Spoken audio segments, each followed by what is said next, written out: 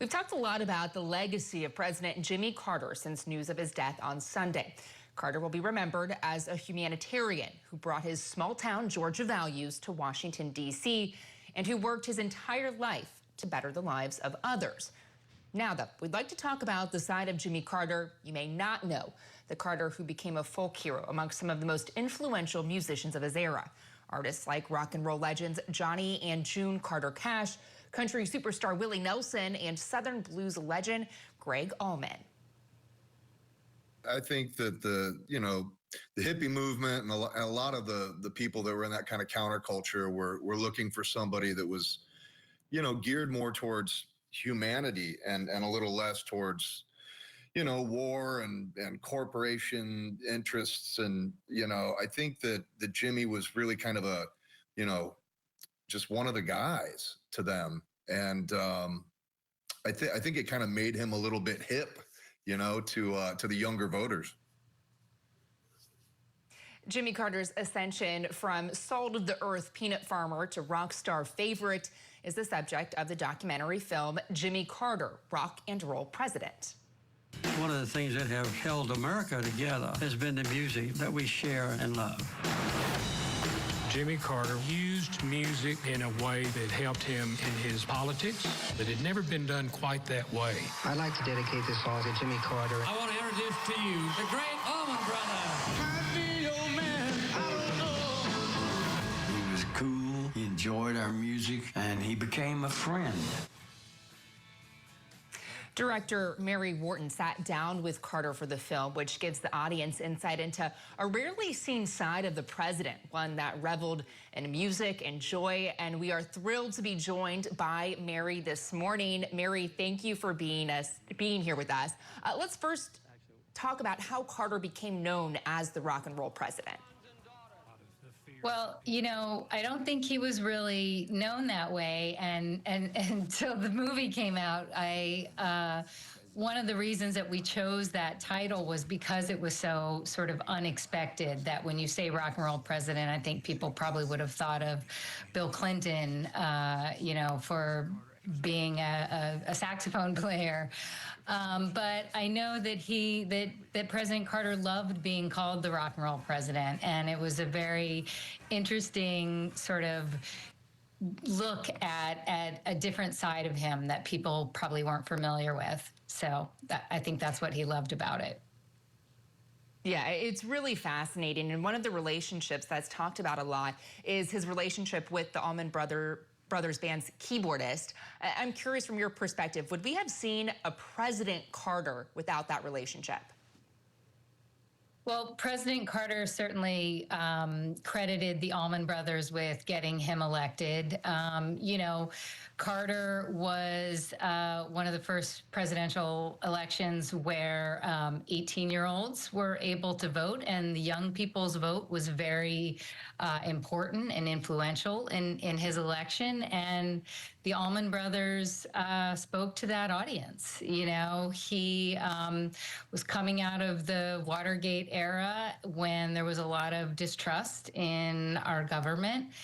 And the Allman Brothers kind of represented, the counterculture and spoke to young people in a way that politics at that time didn't.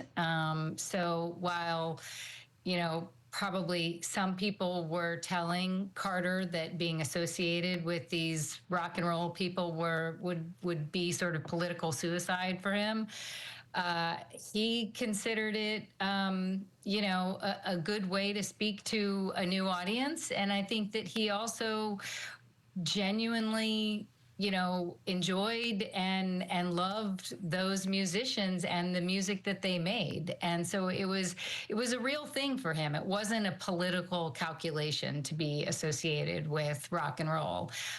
He actually really loved it. And that was what was so cool about kind of digging into that relationship. And when you dig into that, from your perspective, how did it influence his work, I'm curious, in the White House and his post-presidency? Well, in the White House, I think it was really interesting that he had a very young staff, and he really welcomed musicians into the White House. You know, there was a long-running concert series at the White House that sort of hasn't been revived since, you know, post-pandemic, but it began with the Carter administration. Live at the White House, there was a long-running PBS television series about that.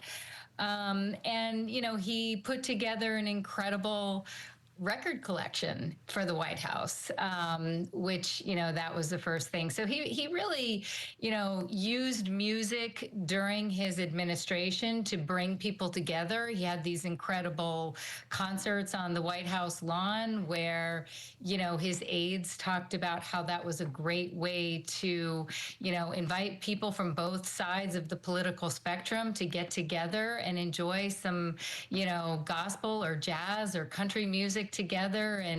And music has an incredible way of you know, disarming people and making them more willing to talk to you. And that was an incredible tool that Carter used very effectively in the White House. You know, I can't really speak too much in terms of how music figured in his post-presidency work, except that I know that he, you know, immunization, worldwide immunization was a big initiative that he worked on with the Carter Center and eradicating disease. And he partnered with Michael Jackson in the 80s to do an event promoting childhood immunizations. You know, he understood how music allows people to come together who wouldn't normally come together and talk to each other. And that's really, you know, what was one of Jimmy Carter's great legacies, is that he was a uniter. You know, he brought people together.